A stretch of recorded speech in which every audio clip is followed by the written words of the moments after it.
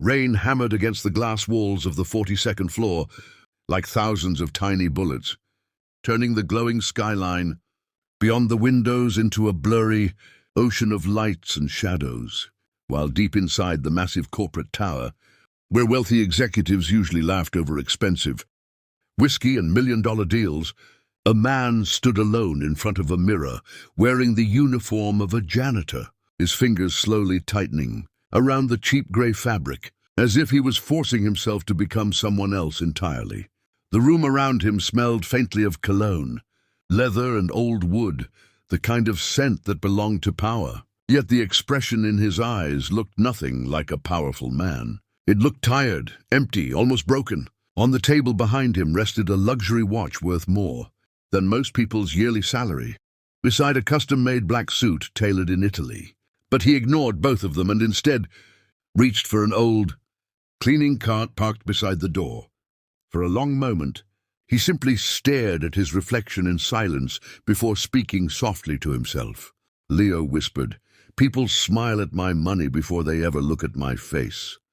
And I want to know if there's anyone left in this world who can still see a human being." Outside the office, thunder rolled across the city sky. And then the richest man in the building lowered his head, pushed open the door, and walked into his own company, pretending to be invisible. Nobody recognized him. Nobody even looked twice. That was exactly what he wanted. The elevator descended floor after floor until the expensive executive offices disappeared above him like another universe, replaced by fluorescent lights, crowded hallways, coffee stains on carpets, and exhausted employees typing away beneath impossible deadlines. The building transformed completely depending on which floor you stood on. At the top, people drank champagne and talked about acquisitions. Down here, people skipped lunch because they were scared of losing their jobs. Leo had spent years building one of the largest technology companies in the country, but somewhere along the way, he realized he no longer understood the people working inside it. Every conversation around him had become fake. Women flirted with his bank account. Investors praised him only when profits rose. Even his own friends measured his worth through numbers, and the lonelier he became, the more he started wondering if anybody would ever care about him without knowing who he truly was. So he disappeared, not from the company, from his identity. The first few days as a janitor shattered him more than he expected. People shoved papers into his hands without eye contact. Employees left trash on the floor while talking about lazy cleaning staff, only a few feet away from him. Managers barked orders at workers like prison guards. Some people treated him like part of the furniture, barely human, and every night when he returned to his penthouse overlooking the city, he sat alone in silence, realizing how terrifyingly easy it was for society to stop seeing someone once they wore the wrong clothes. But one person noticed him, and that changed everything. It happened late one evening on the 19th floor, long after most employees had gone home. The office lights were dim, computers hummed softly in the darkness, and rainwater streaked down the windows while Leo pushed his cleaning cart through empty cubicles. He was about to leave when he noticed a young woman sitting alone at her desk near the back corner of the office, rubbing her eyes while staring at a computer screen covered in spreadsheets. She looked exhausted. Her hair was loosely tied back, and beside her keyboard sat a cold cup of instant noodles that had clearly been there for hours. She didn't notice him at first. Then his mop accidentally bumped against a chair. The woman looked up quickly, startled for a moment before her expression softened. "Sorry," Leo said quietly. "I didn't mean to disturb you." Most people usually ignored him after hearing his voice, but she smiled. Not a fake corporate smile, a real one. The kind people rarely gave anymore. The woman leaned back slightly and sighed. "You didn't disturb me. Honestly, hearing another human being in this office might be saving my sanity right now." Leo gave a small laugh before continuing to clean. But a few seconds later, she suddenly stood up and walked toward him holding the cup of noodles. "You can have this if you want," she said. "I was too stressed to eat it anyway." Leo blinked in surprise. "You're giving me your dinner?" She shrugged gently. "You're still working too." For some reason, those 4 words hit him harder than any speech he'd heard in years. You're still working too. Not the janitor, not maintenance, not invisible. Human. Leo accepted the noodles slowly. Thank you. The woman smiled again before extending her hand. My name's Sarah. He hesitated only briefly before shaking it. Leo. That night, after Sarah returned to her desk, Leo sat alone in the supply room, holding a cheap cup of cold noodles like it was something priceless. Because for the first time in years, someone had offered him kindness without expecting anything in return, and he couldn't stop thinking about it. Over the next few weeks, their paths kept crossing naturally throughout the building. Sometimes Sarah stayed late working on reports while Leo cleaned nearby. Sometimes she brought him coffee during cold mornings, without making a big deal about it. Sometimes they simply talked quietly while the office emptied around them, sharing pieces of themselves beneath the hum of fluorescent lights. Leo learned Sarah came from a small town and had moved to the city after her father died from medical debt. Her mother was sick. Her younger brother depended on her. Every paycheck disappeared almost instantly into rent, medicine, and bills. Yet somehow she still carried warmth inside her that the wealthy people around him seemed to lose long ago. And Sarah learned that Leo was quiet, observant, and strangely thoughtful for a janitor. But she also noticed sadness in him. One evening, while snow drifted softly outside the office windows, Sarah found Leo fixing a broken chair in the empty cafeteria. She watched him silently for a moment before speaking. Can I ask you something? Leo looked up. Of course. Sarah crossed her arms gently against the cold. Why do you always look like you're carrying the weight of the world on your shoulders? Leo froze slightly. Because she was right, and because nobody had asked him that in years. He forced a faint smile. Maybe everyone carries something. Sarah stepped closer slowly. Yeah, but some people carry it alone for too long.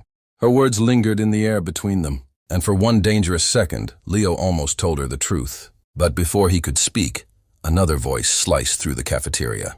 Well, isn't this adorable? A tall man in an expensive navy suit walked into the room with a smirk stretched across his face. His name was Daniel Mercer, one of the company's senior managers, known throughout the building for humiliating employees weaker than him. Behind the polished smile and luxury, cufflinks hid a deeply insecure man obsessed with climbing higher inside. The company, no matter who he stepped on, Daniel glanced between Sarah and Leo with open disgust. Sarah, he said coldly, I was looking for you upstairs while you were down here flirting with janitors.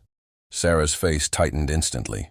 I was taking a break. Daniel laughed mockingly. A break? You're already behind on the Henderson proposal. Maybe if you spent less time socializing with maintenance staff, you'd actually deserve your paycheck. Leo quietly lowered his eyes, pretending submission, but inside him something dark began tightening slowly. Sarah stepped forward.